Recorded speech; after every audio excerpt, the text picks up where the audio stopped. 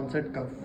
Cough is basically sound of forced expiration against a closed glottis and can happen voluntarily or involuntarily, which is basically defense mechanism that protects the airway from aspiration of foreign materials by enhancing the clearance of secretions and particulates from the airway.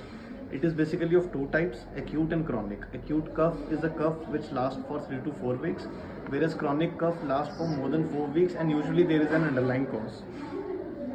The etiology, cough can be manifestation of a respiratory disease as the respiratory bronchioles and alveoli lack the cough receptors. Their affection does not cause cough. Cough receptors are distributed along the respiratory system and non-respiratory sites and may be secondary manifestation of some cardiac, upper GI or neurological disease. Occasionally somatic cough syndrome may occur.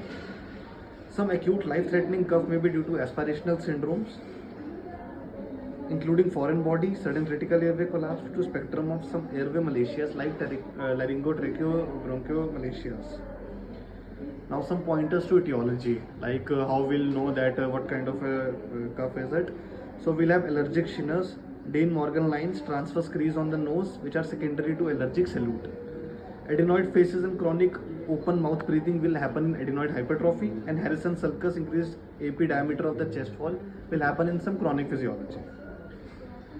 Now the disorders which can present as an acute cough are post-infectious cough syndrome, especially with RSV virus, parainfluenza, mycoplasma, chlamydia and pertussis.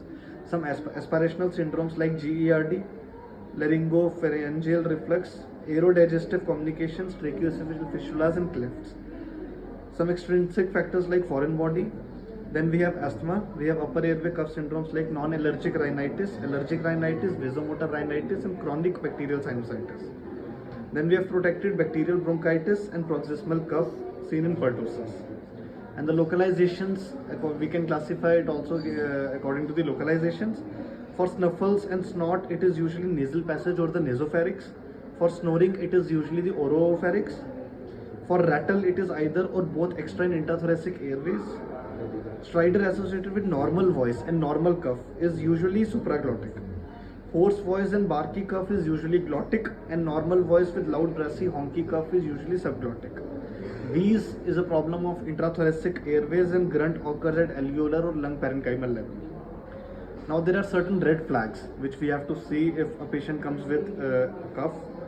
There is daily or moist productive cough, feeding difficulties, choking and drooling, chest pain, chronic exertional dyspneas, hemoptysis, persistent voice change, failure to thrive, abnormal auscultatory findings in the chest, digital clubbing, saturation of less than 92%, or if there is change in saturation of more than 3 from the baseline. Then we have cyanosis. Now the approach to acute onset, how we will approach a patient. Firstly, we have to see whether is it a significant cough or not. Next step is to see whether the cough is with other respiratory symptoms or not. Then we have to look for cough with multi-system involvement, and finally we have to see cough with all these red flags I just described. Now the disorders, some of the disorders which causes respiratory diseases are orocraniofacial anomaly like Down syndrome, mucopolysaccharidosis and Pierre-Robin syndrome. These all causes upper airway obstruction. Kyphosis, scoliosis and pectus carinatum. Absent ribs causes restrictive lung disease. Neuromuscular and neurodevelopmental causes ineffective cough and causes aspirational syndromes. Rheumatological and vasculitis diseases causes interstitial lung disease, and immunodeficiency causes severe, persistent, unusual, recurrent respiratory symptoms. Now basically what do we have to do? If is it a cough, then we have to know whether is it significant or not. Are there any red flag signs?